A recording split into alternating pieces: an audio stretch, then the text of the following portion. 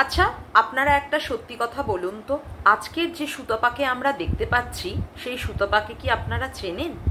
এই সুতপাই কি আগের সুতপা যে কিনা এমএসএলদের নিয়ে কন্ট্রোভার্সি করেছে, যে কিনা এমএস ফ্যামিলিকে নিয়ে কন্ট্রোভার্সি করেছে, যে কিনা মাই সিম্পল লাইফ সন্দীপকে নিয়ে কন্ট্রোভার্সি করেছে, যে কিনা এপি ব্লগসে পিয়াকে নিয়ে কন্ট্রোভার্সি করেছে? এই সুতপাই কি আজকের সেই সুতপা যাকে কিনা তার পারিবারিক সংসারের অশান্তির জন্য বলতে হচ্ছে যে তার বর তাকে কি বলেছে, 6 রশ্মি নয়াকার ল, এবং তার যে এই যে সাংসারিক যে অশান্তি সেটা যে সত্যি এটা বোঝানোর জন্য তার বাবাকেও তার ক্যামেরার সামনে এনে তাকে বলাতে হচ্ছে যে হ্যাঁ, তার এই অশান্তিটা সত্যি সত্যিই অশান্তি। হ্যাঁ, এই সম্পর্কিত আমি বিশদে আলোচনা করব, কিন্তু সবার আগে ইন্ট্রো। হ্যালো বন্ধুরা, কেমন আছো তোমরা সবাই? আশা করি তোমরা সবাই খুব ভালো আছো, আমিও খুব ভালো আছি। মামনের মনের কথাতে তোমাদের সকলকে সুস্বাগতম।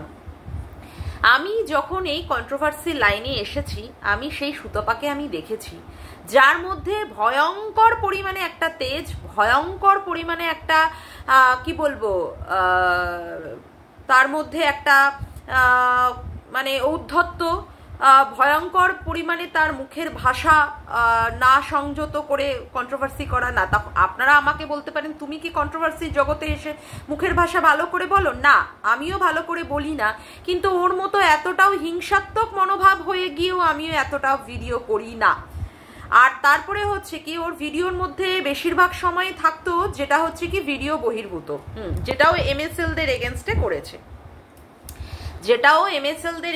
করেছে, আর আমি তখন এমএসএলদের সময় ছিলাম না। আমি ছিলাম হচ্ছে এই মন্দিরাকে নিয়ে কন্ট্রোভার্সি করা, আর হচ্ছে বাচ্চার বাবাকে নিয়ে কন্ট্রোভার্সি করা। সত্যি কথা বলতে আমার এত খারাপ লাগতো যে মন্দিরা অন্যায় করেছে। মন্দিরা যে একদম সতীসাধ্যী নারী তা নয়, কিন্তু যে মন্দিরাকে এই সুতপা সাপোর্ট করে ভিডিও করত, সেই সুতপাই 180 ডিগ্রি অ্যাঙ্গেলে ঘুরে গিয়ে কি করে মন্দিরাকে ওই রকম ভাবে চু ম্যান্ডি, তারপরে হচ্ছে হুলের সাথে কি কি করেছে, তারপরে তার বরকে টেনে, তারপরে তার শ্বশুর শাশুড়ি বাবা মা, এমনকি ওই কচি বাচ্চাটাকেও পর্যন্ত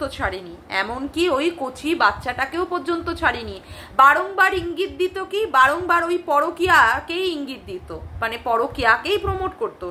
সেক্ষেত্রে তাকে ওই স্থানে মন্দিরার কাছে গিয়ে পৌঁছাতে হয়েছে। মন্দিরা যে ছেলেটির সাথে ভাব ভালোবাসায় যুক্ত ছিল সেই ছেলেটির সঙ্গে দেখা করা, তার সাথে ফোনালাপ করা, তার সঙ্গে একই সঙ্গে বসে একটি ফ্ল্যাট যেখানে মন্দিরা ভাড়া নিয়েছিল সেখানে বসে আলাপচারিতা করা, তারপরে মন্দিরা আর সেই ছেলেটি তাদের কার্যকলাপ করেছে। পাশের ঘর থেকে বসে বসে সেই কার্যকলাপের নিজে প্রমাণ একটা মানে কি বলবো দর্শক হিসাবে থাকা, এই সমস্তগুলো সত্যি তখনও করেছে।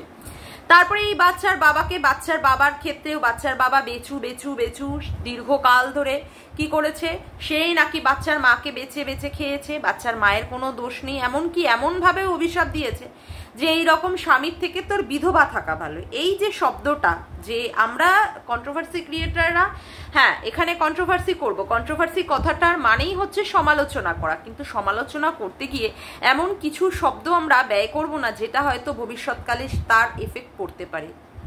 বলা হচ্ছে যে এই রকম বিয়ে করার থেকে তুই বিধবা থাকা ভালো মানে তার স্বামী তার কাছে থাকবে না, মানে স্বামী মারা যাবে, অর্থাৎ কোনো একটি মায়ের কোল খালি হয়ে যাবে। এই ক্ষেত্রে কি আমরা কন্ট্রোভার্সি করতে এসে কি এই ধরনের কথা বলতে পারি? আমার মনে হয় না এই কথাটা সত্যি বলা উচিত হয়েছে। তার পরবর্তীকালে কি দেখা গেছে, এক সেকেন্ড একটু চা খেয়ে নিই।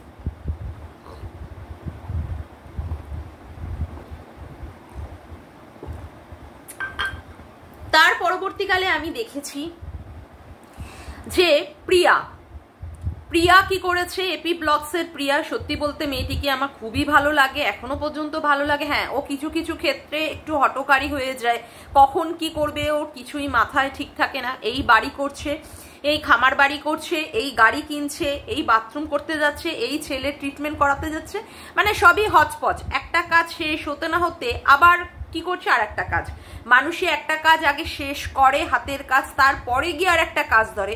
ওর ক্ষেত্রে দেখেছি একটা কাজ সমাপ্ত হতে না হতেই আধা আধুরা হয়ে যাওয়ার পরেই আবার আর একটা কাজের প্রজেক্টে হাত দেওয়া। যাই হোক, এমনিতে ওর ছেলের থ্যালাসেমিয়া ছিল, তো ওই থ্যালাসেমিয়া সম্পর্কিত জন্য ওর ছেলের মনে হয় যতদূর সম্ভব বিএমটি বলে তো ওটাকে, হ্যাঁ, বোন ম্যারো ট্রান্সপ্লান্ট। তো ওই বোন ম্যারো ট্রান্সপ্লান্টের জন্য অনেক টাকার দরকার, প্রায় বেশ অনেক লাখ টাকার দরকার। তো সেই সময় ওরা কি করেছিল, কিউআর কোডটা ওরা কমিউনিটি পোস্টে দিয়েছিল এবং সেই ক্ষেত্রে অনেকেই ওদের সেই টাকা তুলে দিয়েছে, অনেকেই সেই টাকা তুলে দিয়েছে। আমাদের টলিউডের একজন নায়িকাও সেই ক্ষেত্রে এখন মনে হয় যে ইংল্যান্ডেই আছেন, লন্ডনেই আছেন, তো তিনিও এসে তার কিছু বক্তব্য প্রকাশ করেছিলেন এই সুতপার এগেনস্টে। কেন করেছিলেন? প্রিয়ারা যে বিএমটি করানোর মানে অপারেশন করাবে বলে টাকাটা তুলেছিল, যে তার ছেলের পুরোপুরি সুস্থতার জন্য, সে বিএমটি করায়নি। সে তার পরবর্তীতে সে অন্য একটি কি করেছিল, অন্য একটি চিকিৎসা পদ্ধতি অবলম্বন করেছিল, সেক্ষেত্রে বিএমটি করায়নি। এই সুতপাই ভয়ঙ্করভাবে ফেরোসিয়াসলি প্রিয়াকে যার পরও নাই সকাল দুপুর রাত্রে করে করে অ্যাটাক করতো। আমি নিজে দেখেছি, আমি নিজে সেই চাক্ষুষ প্রমাণ যে হ্যাঁ কিভাবে অ্যাটাক করতো।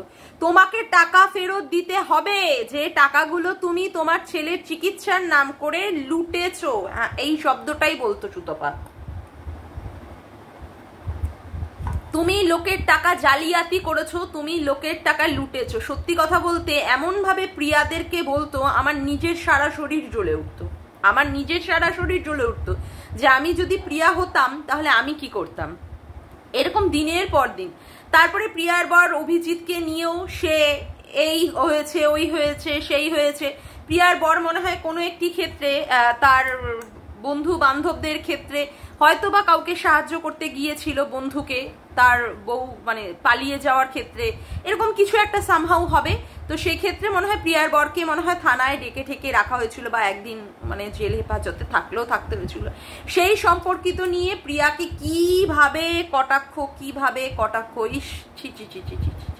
প্রিয়ার বর মনে হয় পান খায়, গুটখা টুটখা খায়, সেই নিয়েও কত নোংরা নোংরা ভাষা শব্দ চয়ন করে করে প্রিয়াকে বলেছে।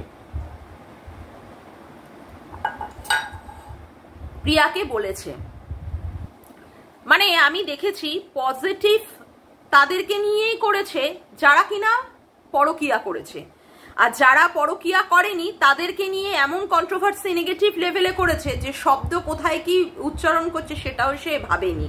এবং যার পরনাই আক্রমণ, যার পরনাই মানে আমরা সত্যি কথা বলতে যারা কন্ট্রোভার্সি ক্রিয়েটাররা আমাদের সারা শরীর জ্বলে উঠেছে, যতটা না মানুষের দোষ করে হয়তো বা ভিডিওর মাধ্যমে দেখিয়েছে, সেই দোষটাকে আরো 100 গুণ বাড়িয়ে ফুলিয়ে ফাফিয়ে নিয়ে সেটাকে এসে এখানে ভিডিওর নাম করে করে, এখানটা সমালোচনার নাম করে করে সেটাকে আমাদের সামনে প্রদর্শন করেছে। তো সেই জিনিসগুলো যাবে কোথায়? যখন মন্দিরাকে নিয়ে করেছে, সত্যিই তো আজকে মন্দিরার বর, আমরা সোমনাথের মধ্যে তো কোনোদিন কোনো কিছুই দেখিনি, এবং সোমনাথকে আমার এত ভালো লাগে ছেলেটিকে, যে সে বউ অন্ত প্রাণ পাগল, সে অন্য কোনো মেয়ের দিকে তাকানো তো দূর কি বাত, সেই ছেলেটিকে নোংরা ভাবে আক্রমণ করতো এবং চাইতো যাতে করে হুলের সাথেই মন্দিরা সম্পর্কে যুক্ত থাকে, সোমনাথকে ছেড়ে দেয়। সোমনাথও তো অনেক দুঃখে কষ্টে অনেক কিছুই করেছে, বালিশ বেজানো থেকে শুরু করে মদ খাওয়া থেকে শুরু করে অনেক কিছুই।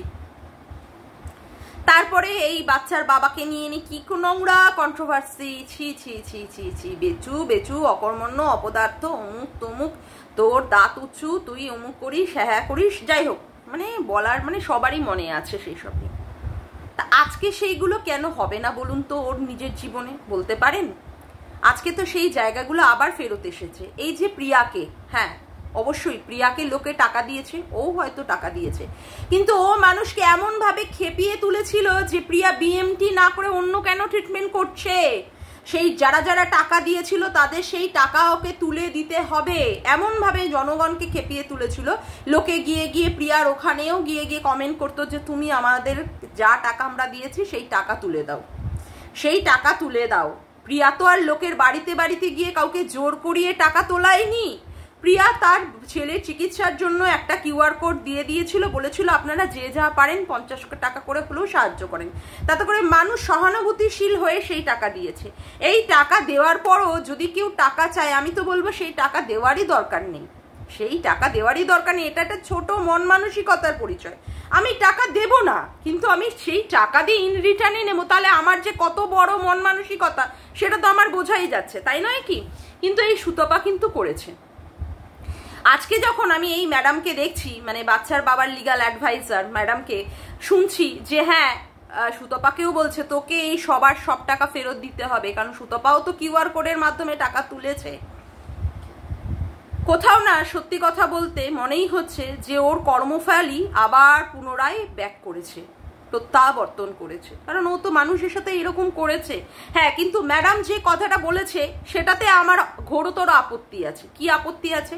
উনি বলেছেন যে উনি ওই কি বলে ঠাকুরনগরে গিয়ে বাজারে গিয়ে উনি মাইকে অ্যানাউন্স করবেন ওর সম্পর্কিত, বা ওর শ্বশুর বাড়িটা চিটিংবাজ, ধাপ্পাবাজ, অমুকবাজ। ওর শ্বশুর শাশুড়ির তো কোনো দোষ নেই, সেক্ষেত্রে ওর বরকে ইন্টারোগেট করা যেতেই পারে। বরের সম্মতি ছাড়া বউ এই বড় কাজ করেছে বা এই রকম কেস খেয়েছে, বরের সম্মতি ছাড়া সেটা হয়নি। কিন্তু শ্বশুর শাশুড়িকে যেন এই ব্যাপারে না টার্গেট করা হয়, বিশেষ করে শিক্ষকের বাড়ি বলে বলে যেটা টার্গেট করা হচ্ছে, এখানে আমার আপত্তি আছে। কিন্তু এখন যে ওকে বলা হচ্ছে যে তোমাকেও টাকাগুলো ফেরত দিতে হবে, কোনোটা কি অযৌক্তিক কথা ম্যাডাম বলছেন?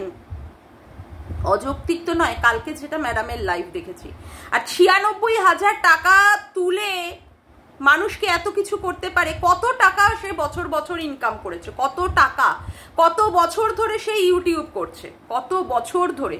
আজকে যে সে মডিউলার কিচেন করেছে, রান্নাঘরটাকে সে ইনোভেটিভ ভাবে সাজিয়েছে, পায়খানা বাথরুম করেছে, আইফোন কিনেছে, অনেক কিছুই। তার কি বলে ফ্রিজ থেকে, তারপরে তার মানে কি বলে চিমনি থেকে, হ্যাঁ চিমনি থেকে, গ্যাসের ওভেন থেকে, ঠাকুরের সিংহাসন থেকে, মানে তারপরে তার পটচুল থেকে সমস্ত।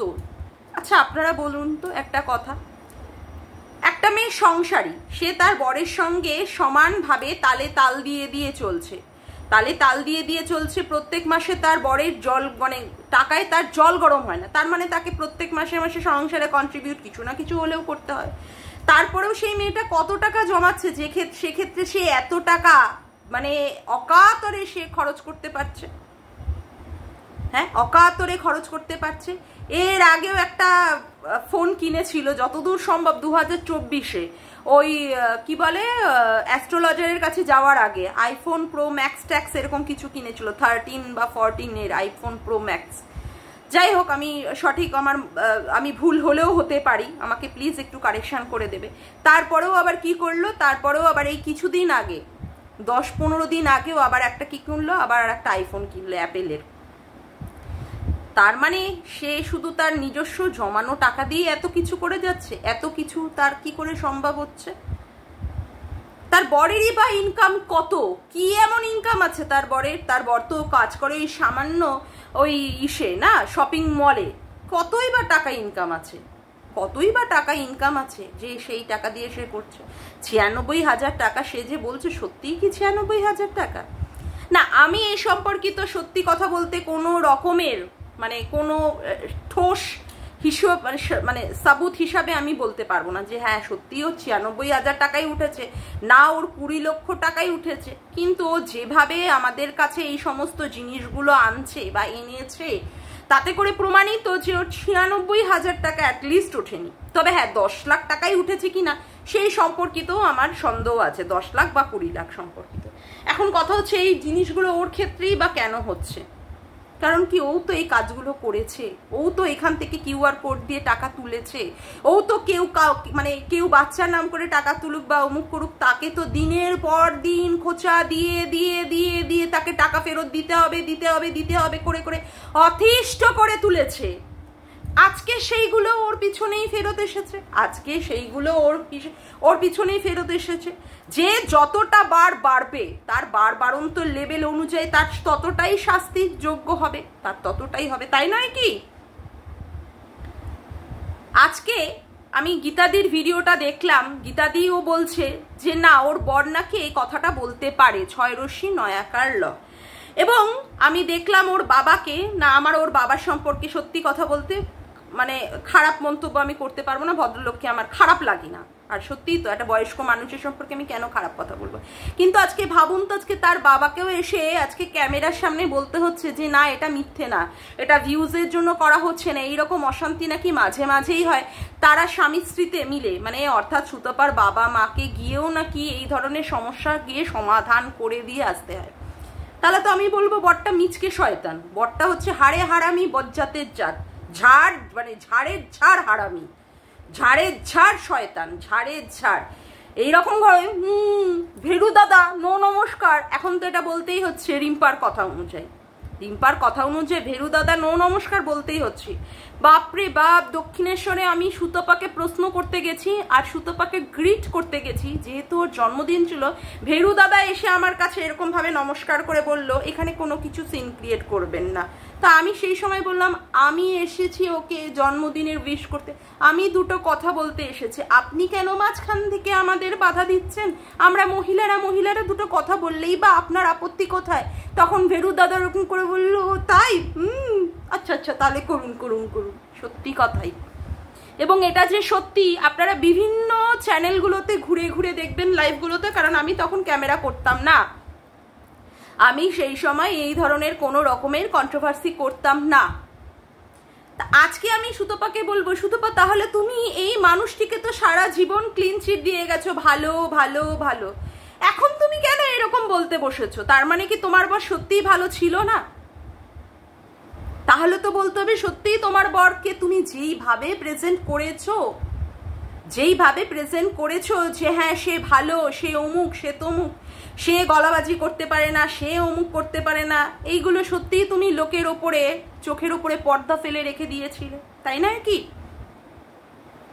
আর এবার একটা দেখো, পরিষ্কারভাবে একটা কথা বলি, পরিষ্কারভাবে, জানো তো শ্বশুর বাড়ি না কখনোই আপন হয় না, হ্যাঁ এটা একদম সত্যি কথা, শ্বশুর বাড়ি কখনোই আপন হয় না, পরের ছেলে পরই থাকে, সে কখনোই আপন হয় না, কখনোই আপন হয় না। আমি নিজে সংসার করছি তো আমি প্রত্যেকটা পদক্ষেপে হাড়ে হাড়ে বুঝতে পারি, হাড়ে হাড়ে আমি বুঝতে পারি পরের ছেলে কখনোই আপন হয় না।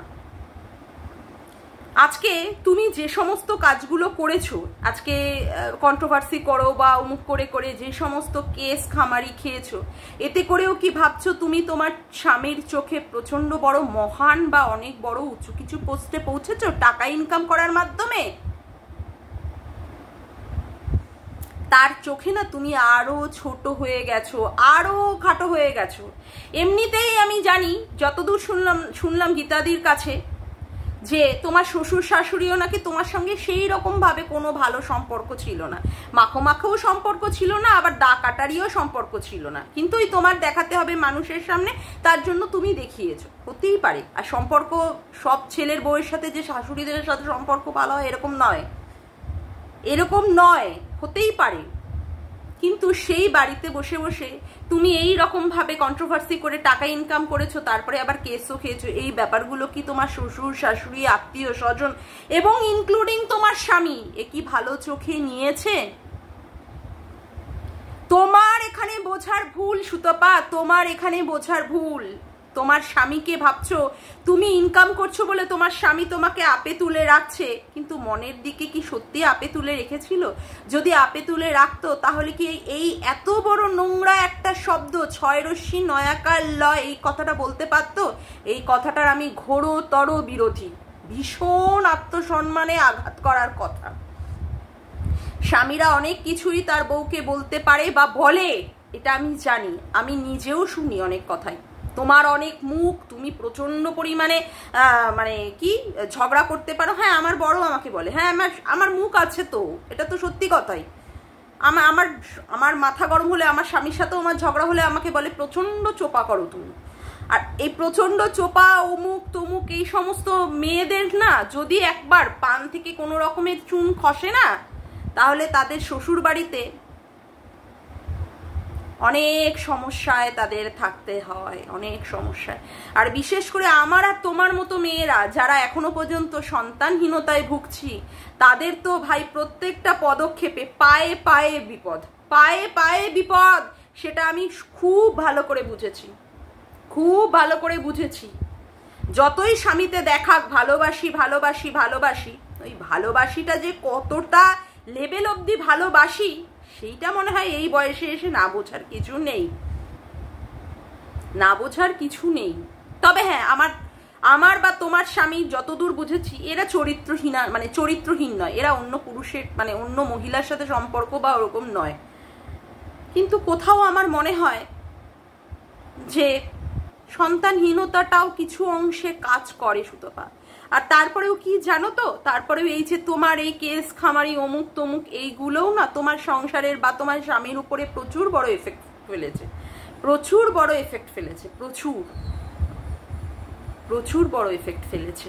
টাকাটা ইনকাম করেছো সেটা তোমার বরের ওই বলে থুতু দিয়ে গুনে নিতে ভালো লেগেছে, কিন্তু তোমার এই কেস খামারির ব্যাপারগুলো আমার মনে হয় না উনি মন থেকে মেনে নিয়েছে। মন থেকে যদি মেনে নিত যে হ্যাঁ ঠিক আছে চলো কেস খামারি অমুক তমুক, তাহলে মনে হয় না তোমাকে 6 রশ্মি নয়াকাল লটা বলতো। আর সেই ক্ষেত্রে তোমার বাবাকে তোমার আনতে হতো যে হ্যাঁ বাবা তুমি বলো যে আমি আর সংসারে থাকতে পারবো না। আর যে ক্ষেত্রে তোমার বাবাও বললেন যে কার কি একটা বিপদ হয়ে যায়, তার মানে এমন সংসারে অশান্তি হয় যে কোনো কারণ হতেই পারে, হয়তো কেউ অন্য রকমের অ্যাটেম্প নিলেও নিতে পারে, এইরকম ভয়ঙ্কর একটা বিপদের আশঙ্কা প্রত্যেকের মা বাবারাই করে, ছেলের মা বাবা হোক মেয়ের মা বাবা। তো এই ক্ষেত্রে তো মেয়ের মা বাবা বলবেই যে থাক তোরা সংসার করতে হবে না, তুই আমার বাড়িতে চলে আয়।